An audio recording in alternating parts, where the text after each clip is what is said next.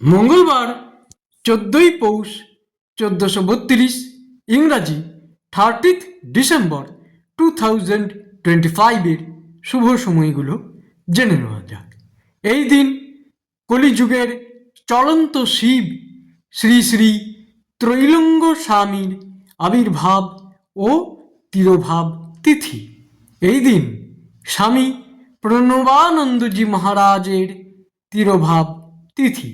দিনের শুভ সময়গুলো হল সকাল 6:22 থেকে 7টা, সকাল 9:02 থেকে 11:15, সন্ধ্যা 5টা থেকে 6:35, রাত্রি 8:20 থেকে 8:28, রাত্রি 9:25 থেকে 12:03, রাত্রি 1:53 থেকে 3:37, এরপর 5:27 থেকে 6:18।